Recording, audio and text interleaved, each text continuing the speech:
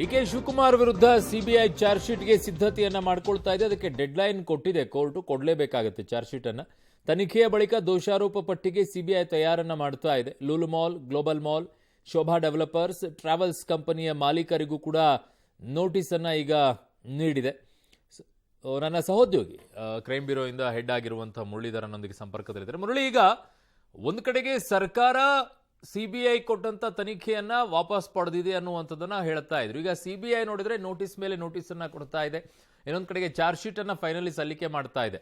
So ಸರ್ಕಾರ ಆ ಇಟ್ಟಂತ ಹೆಜ್ಜೆಗೆ ಯಾವುದೇ ರೀತಿಯಾದಂತಹ ಸಮಸ್ಯೆ ಸಿಬಿಐನ ತನಿಖೆಯಲ್ಲಿ ಆಗ್ತಾ ಇಲ್ವಾ ಮುರಳಿ? ಖಂಡಿತ ಅರುಣ್, ಯಾಕಂದ್ರೆ ಪ್ರಮುಖವಾಗಿ ಸರ್ಕಾರದ ಪೂರ್ವಾನುಮತಿಯನ್ನ ವಾಪಸ್ ಪಡ್ಕೊಂಡ್ರೆ ಇಡೀ ಪ್ರಕರಣವನ್ನ ಗೆದ್ಕೊಳ್ಬಹುದು, ಯಾವುದೇ ರೀತಿಯ ತೊಂದರೆಗಳಾಗಲ್ಲ ಅಂತ ಹೇಳಿ ರಾಜ್ಯ ಸರ್ಕಾರ ಈ ನಡೆಯನ್ನ ಮಾಡಿತ್ತು. ಜೊತೆಗೆ ಅದಕ್ಕೆ ಸಾಕಷ್ಟು ವಿರೋಧಗಳು ಕೂಡ ಆಗ್ತು. ಅದಾದ ನಂತರ ಅದನ್ನ ಕೋರ್ಟ್ ಮೆಟ್ಟಿಲಿಗೆ ಕೂಡ ತೆಗೆದುಕೊಂಡು ಹೋಗಂತ ಒಂದಷ್ಟು ಪ್ರಕ್ರಿಯೆಗಳನ್ನ ಮಾಡಿದ್ರು. ಆದ್ರೆ ಸಿಬಿಐ ಏನೋ ಸರ್ಕಾರದ ಪೂರ್ವಾನುಮತಿಗೂ ಇದಕ್ಕೂ ಯಾವುದೇ ರೀತಿಯ ಸಂಬಂಧಗಳಿಲ್ಲ, ನಮ್ಮ ತನಿಖೆ ಏನಿತ್ತು ನಮ್ಮ ತನಿಖೆಯನ್ನ ನಾವು ಮುಂದುವರಿಸ್ತೀವಿ ಅನ್ನೋ ನಡೆಯನ್ನ ಈಗ ಮುಂದುವರಿಸಿರುವಂತದ್ದು. ಸಿಬಿಐ ಅಧಿಕಾರಿಗಳು ಈಗಾಗಲೇ ಏನು 3 ತಿಂಗಳ ಒಳಗಾಗಿ 90 ದಿನದ ಒಳಗಾಗಿ ಒಂದು ದೋಷಾರೋಪ ಪಟ್ಟಿಯನ್ನ ಸಲ್ಲಿಕೆ ಮಾಡಬೇಕು ಅಂತೇಳಿ ಹೈಕೋರ್ಟ್ನ ಏಕಸದಸ್ಯ ಪೀಠ ಒಂದು ಆದೇಶವನ್ನು ಮಾಡಿತ್ತು. ಆದೇಶದ ಪ್ರಕಾರವೇ ಎಲ್ಲಾ ರೀತಿಯ ತಯಾರಿಗಳನ್ನು ಕೂಡ ಮಾಡ್ಕೊಳ್ತಾ ಇದೆ. ಇನ್ನೇನು ಕೆಲವೇ ದಿನಗಳಲ್ಲಿ ದೋಷಾರೋಪ ಪಟ್ಟಿಯನ್ನು ಕೂಡ ಸಲ್ಲಿಕೆನ ಮಾಡ್ತಾ ಇರುವಂತದ್ದು.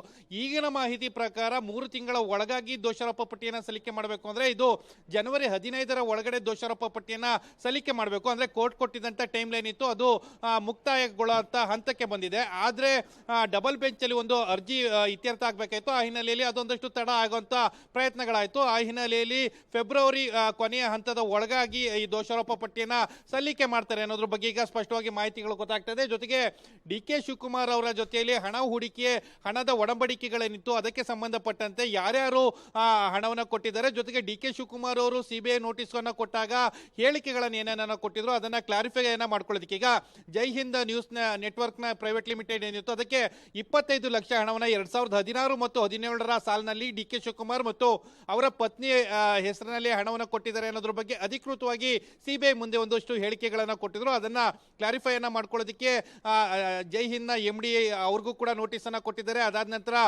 ಶೋಭಾ ಡೆವಲಪರ್ಸ್ ಇರ್ಬೋದು ಮತ್ತು ಲೂಲು ಮಾಲ್ ನಲ್ಲಿ ಕೂಡ ಇವರು 21% ಅಷ್ಟು ಏನೋ ಹೂಡಿಕೆಯನ್ನ ಮಾಡಿದ್ದಾರೆ, ಶೇರ್ ಅನ್ನ ಹೊಂದಿದ್ದಾರೆ. ಅದ್ರ ಬಗ್ಗೆ ಒಂದಷ್ಟು ಕ್ಲಾರಿಫಿಕೇಶನ್ ಅನ್ನ ಪಡ್ಕೊಳ್ಳೋದಕ್ಕೆ ಯಾರ್ಯಾರ ಜೊತೆ ಹಣದ ವ್ಯವಹಾರಗಳಿತ್ತು, ಒಡಂಬಡಿಕೆಗಳಿತ್ತು ಅವರಿಗೆ ಈಗ ನೋಟಿಸ್ ಅನ್ನ ಕೊಟ್ಟು ಅವರಿಂದ ಹೇಳಿಕೆಯನ್ನ ಪಡ್ಕೊಳ್ಳುವಂಥದ್ದು. ಡಿ.ಕೆ. ಶಿವಕುಮಾರ್ ಅವರು ಕೊಟ್ಟ ಹೇಳಿಕೆ ಮತ್ತು ಇವರ ಹಣ ಹೂಡಿಕೆಯ ಏನೋ ವಿಚಾರಗಳು ಅದಕ್ಕೂ ಇದಕ್ಕೂ ಸಾಮ್ಯತೆಗಳಿದೆಯಾ ಅನ್ನೋದ್ರ ಬಗ್ಗೆ ತಿಳ್ಕೊಳ್ಳೋ ಪ್ರಯತ್ನವನ್ನ ಸಿಬಿಐ ಈಗ ಮುಂದುವರಿಸಿರುವಂಥದ್ದು. ಅರುಣ್. ಓಕೆ ಮುರಳೀಧರ್, ನಿಮ್ಮೆಲ್ಲ ಮಾಹಿತಿಗೆ ಧನ್ಯವಾದಗಳು. ಡಿ.ಕೆ. ಶಿವಕುಮಾರ್ ವಿರುದ್ಧ ಸಿಬಿಐ ಈಗ ಚಾರ್ಜ್ ಶೀಟ್ಗೆ ಸಿದ್ಧತೆಯನ್ನ ಮಾಡಿಕೊಳ್ಳುತ್ತಾ ಇದೆ. ದೋಷಾರೋಪ ಪಟ್ಟಿಗೆ ಸಿಬಿಐ ತಯಾರನ್ನ ಮಾಡಿಕೊಂಡಿದೆ ತನಿಖೆಯ ಬಳಿಕ. ಸೊ ಅದಕ್ಕೊಂದು ಡೆಡ್ಲೈನ್ ಅನ್ನು ಕೊಟ್ಟಿದ್ದಾರೆ, 90 ಜನ 3 ತಿಂಗಳದ್ದು.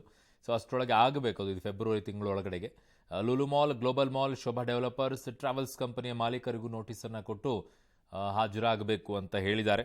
ಕಾರಣ ಇಷ್ಟೇ, ಡಿ.ಕೆ. ಶಿವಕುಮಾರ್ ಅವರು ಸಿಬಿಐಗೆ ಸಲ್ಲಿಸಿದಂಥ ಅಫಿಡವಿಟ್ನಲ್ಲಿ ಇದರ ಉಲ್ಲೇಖಗಳಿದೆ.